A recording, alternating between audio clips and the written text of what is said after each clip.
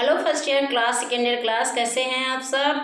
आशा करते हैं सारे बच्चे अच्छे होंगे। दीपावली अच्छे से एंजॉय किए होंगे, खूब पटाखे और मिठाइयाँ खाई होंगी, पटाखे छोड़े होंगे, मिठाइयाँ खाई होंगी।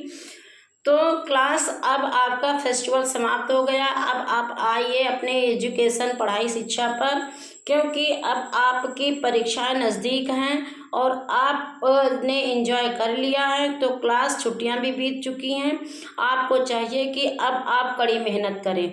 तो क्लास हमने आपको लिखवाया था सुमित्रा नंदन पंत द्वारा रचित आ धरती कितना देती हैं, इसके कुछ आपके पद्यांश पर आधारित प्रश्न उत्तर। तो क्लास आज हम अवतरण पर आधारित प्रश्न उत्तर लिखवाएंगे, तो सारे बच्चे लिखेंगे। तो फटाफट स्टार्ट करते हैं, देर ना करते हुए, समय को बर्बाद ना करते हुए। क्लास आप लिखिए।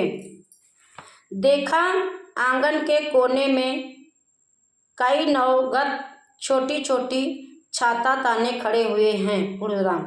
अवतरण पर आधारित प्रश्न है। छाता, अवतरण मतलब पैराग्राफ समझ लीजिए। छाता, कहूँ या विजय पताकाएं, जीवन की या हथेलियाँ खोले, ये वे नन्ही प्यारी जो भी हों, वे हरे भरे पंख मारकर उड़ने को उत्सुक लगते थे। ये आपका हो गया गद्यांश, मतलब पद्यांश कह लीजिए। गद्यांश क्या, पद्यांश पे आधारित प्रश्न। अब प्रश्न पहला है, नवागत का क्या अर्थ है। जिसको समझ में ना आए बोल दीजिएगा कमेंट बॉक्स में। वो जो हमने अभी बोला है वो आपका अवतरण है, और अब जो बोल रहे हैं ये प्रश्न है। पहला प्रश्न है उसी अवतरण का। नवागत का क्या अर्थ है, क्वेश्चन मार्क चिन्ह है। कविता के संदर्भ में समझाइए, पूर्ण विराम। ये प्रश्न है उसी अवतरण का पहला प्रश्न।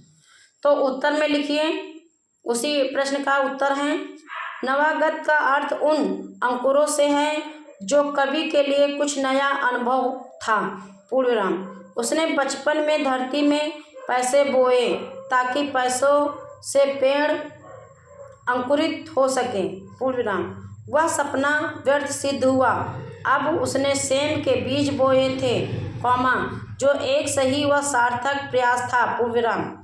इसी से नवागत अंकुर फूटे, ये फूटे थे। पूर्ण विराम। ये उत्तर हो गया उसी अवतरण का, उसी पद्यांश का। अब उसी पद्यांश उसी अवतरण का दूसरा प्रश्न लिखिए आप। जिसको समझ में ना आए कमेंट बॉक्स में लिख देना बेटा, बहुत स्लो काम कर रहे हो आप लोग। विजय पताकाएं किसे कहा जा रहा है और क्यों। क्वेश्चन दूसरा, विजय पताकाएं किसे कहा जा रहा है और क्यों। उत्तर में लिखिए, विजय पताकाएं सेम के नन्हे नन्हे पौधे हैं। कवि को लगता है कि सेम की अंकुरित पंक्तियां वास्तव में विजय पताका के ध्वज हैं। पूर्ण विराम। इनकी बेलों में बहुत सी फलियां लगेंगी। लिख लिया, गुड।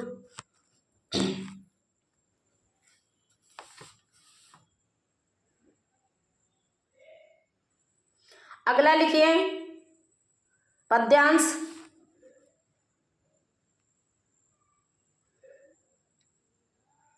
कवि ने प्रस्तुत कविता में धरती के रूप को संकलित किया है।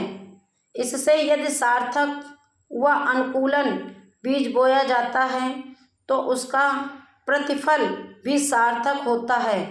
पैसों के पेड़ों का सपना देखने वाले कवि को अब आकार एहसास हुआ है कि बीज ग्रहण करके धरती कितना कुछ देती है। पूर्ण विराम। उसे सेम के अंकुर मोहित कर रहे हैं, मानो वे पंख मारकर उड़ने अर्थात विकसित होने को उत्सुक हो। पूर्ण विराम। अगला, कविता का मूल भाव लिखिए। कविता का मूल भाव लिखिए। उत्तर में लिखिए, आ धरती कितना देती है कविता में कवि अपने बचपन की एक घटना का स्मरण कर रहा है, कौमा,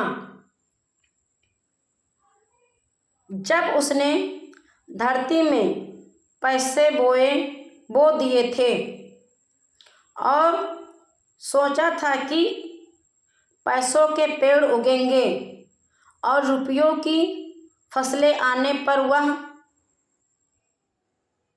धनसेठ बन जाएगा। पूर्णराम।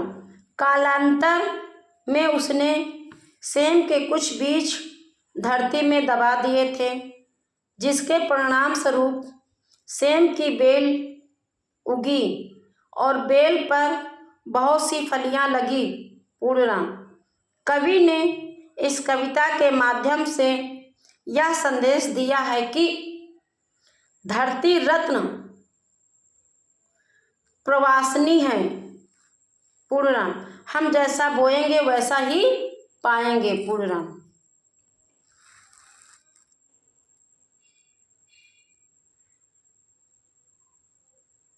आगे लिखिए पद्यांश पर आधारित वही पद्यांश लिखिए। पहले देखा आंगन के कोने में कई नवजात छोटी छोटी छाता ताने खड़े हुए हैं। ये अवतरण है। पूर्णराम। छाता कहें या विजय पताकाएं, ये जीवन की या हथेलियां खोले थे। वे नन्ही प्यारी जो भी हों, वे हरे भरे उल्लास से भरे पंख मारकर उड़ने को उत्सुक लगते थे। ये हो गया आपका पद्यांश। अब उस पद्यांश का उत्तर लिखिए।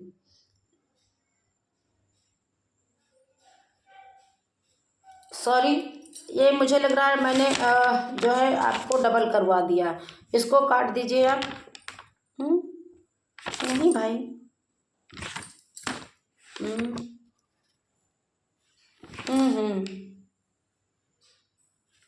चलिए इसको हटा दीजिए, इसको हटा दीजिए, ये डबल हो जाएगा।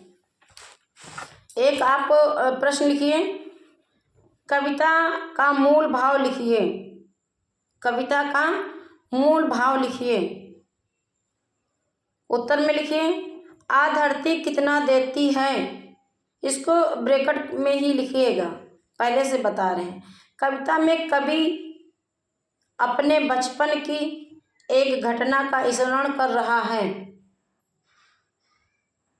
जब उसने धरती में पैसे बो दिए थे और सोचा था कि पैसों के पेड़ उगेंगे और रुपयों की फसलें आने पर वह धनवान बन जाएगा। कालांतर में उसने सेम के कुछ बीज धरती में दबा दिए थे, जिसके परिणाम स्वरूप सेम की बेल उगी और बेल पर बहुत सी फलियां लगी। कवि ने इस कविता के माध्यम से यह संदेश दिया है कि धरती रत्न प्रवासनी है। हम जैसा बोएंगे वैसा ही पाएंगे। Thank you class. इसके जो है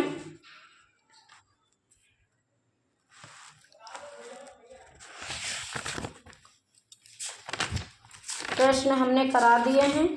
अब जो है आप फटाफट जिसको समझ में ना आए कमेंट बॉक्स में लिख देना। और ये चैप्टर भी आपका समाप्त हो गया है। आ धरती कितना देती है, इसको हमने पढ़ा भी दिया है, समझा भी दिया है और लिखवा भी दिया है। अगर कुछ मिस्टेक हुई है तो आप लोग उसे समझ लेना, क्योंकि मैंने चैप्टर अच्छे से पढ़ाया है। हो सकता है कि प्रश्न एक जैसे हो गए, उत्तर एक जैसा हो गया, लेकिन कुल चैप्टर में बस यही है कि हम जैसा बीज बोएंगे फसल वैसे ही हमें मिलेगी। भाव यह है कि कवि ने जो है सेम के जब बीज बोए थे तो सेम एक अंकुरित है, तो अंकुरित होकर कई वर्षों के बाद उसमें सेम आकर के पत्ते निकले और पैसों के पेड़ नहीं होते हैं, इसलिए उसकी कल्पना व्यर्थ थी। Thank you class. आज के लिए बस इतना ही।